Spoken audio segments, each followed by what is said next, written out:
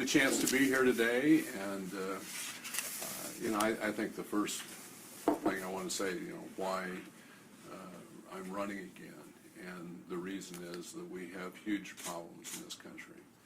$16 trillion in debt. We'll have another over $1 trillion deficit this year.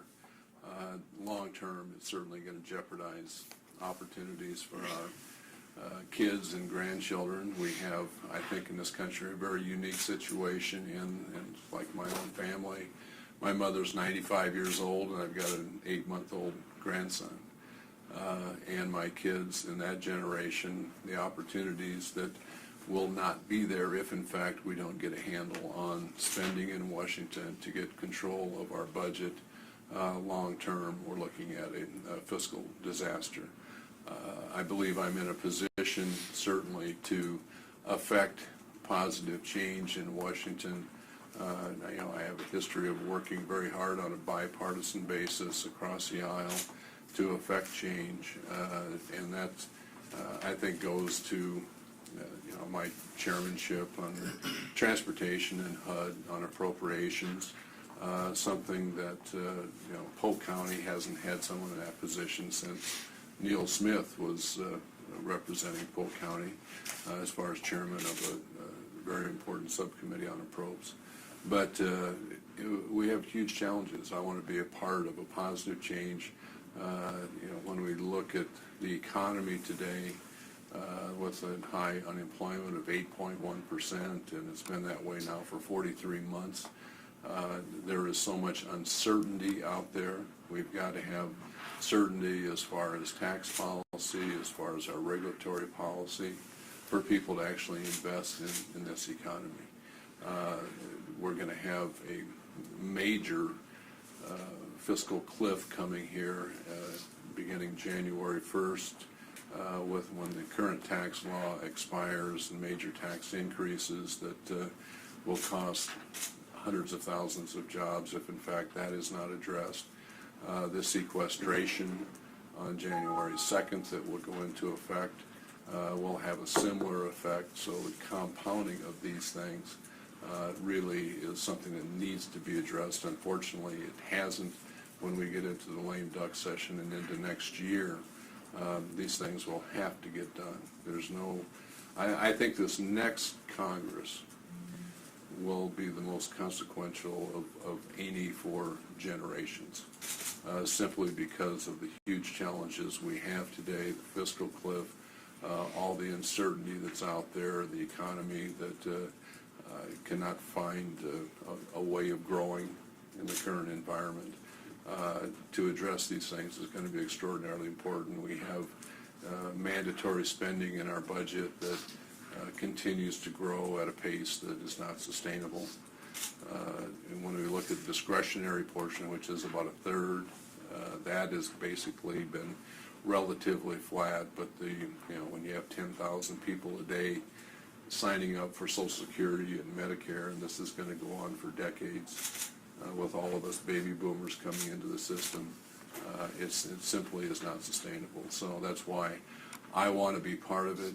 I want to work very hard to represent the people in the 3rd District, all Iowans, and because I think I have the background, I've got the experience, and the track record of being able to getting things done and accomplishments in Washington. So you've just listed a very large list of all kinds of problems. We certainly are aware of many of them. And you have no questions about it. Let's talk about solutions. What's your vision for trying to take care of this? Start with the first one here, to try to address this financial cliff that we would probably argue that we're already on. It's already upon us right now. What do you do as a member of Congress to try to address this whole mess that we're looking at fiscally? Well, first of all, we've got to have certainty. And that means tax policy in place when we're looking at the end of the year, when capital gains tax rates are going to go from 15 to 20. Dividends that so many seniors rely on are going to go from 15 to whatever your marginal tax rate is. Your marginal tax rates are all going to be increased. There's great uncertainty, certainly, with the alternative minimum tax, whether that's going to continue. And if you try to plan for your estate today, you can't do it. And because of this tax uncertainty, there's so many businesses that are standing on the sideline today that would be investing. I will also say I hear continuously, and maybe even more than tax policy, about the regulatory overreach coming out of Washington today, that people just simply cannot comply with all of the new regulations coming down and the uncertainty of new regulations coming down that will affect their businesses. So that's why we've got to have, I believe, for the short term, and what we passed in the House is an extension of the current tax law to give us an opportunity to address comprehensive tax reform. Tied with that, certainly reform as far as the mandatory programs in the budget. With that, I think we can go forward if we can get with a long-term vision for this country and budget stability. That's what people are looking for today. Well, talk about how that reduces the deficit or the debt. I mean, what specifically needs to be done to reduce the deficit?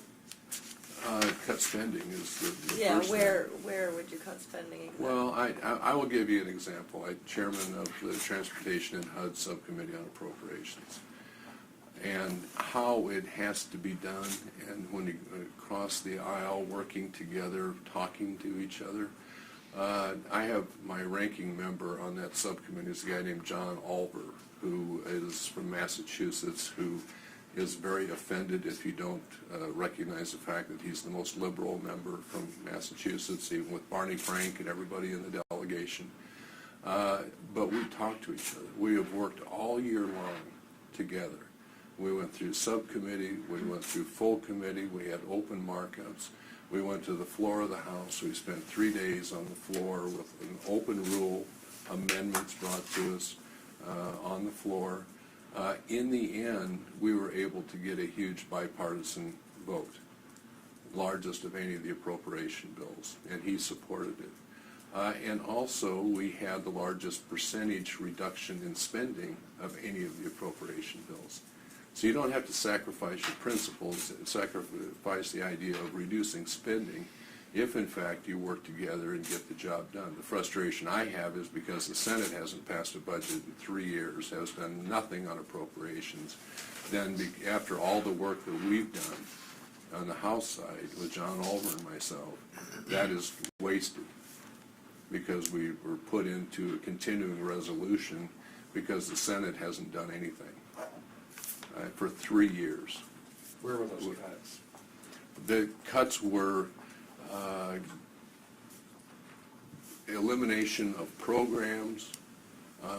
They were reductions, things like some of the grant programs that are out there. Talking about HUD programs? No, we funded all of the vouchers, all of the low-income housing credits, all of those things. But basically, it was through reorganization and reduction of individual programs in the budget. So back to the cliff. First piece of it's the Bush era tax cuts. Mhm. I assume you're on board with keeping those in place. Well, I think 100%.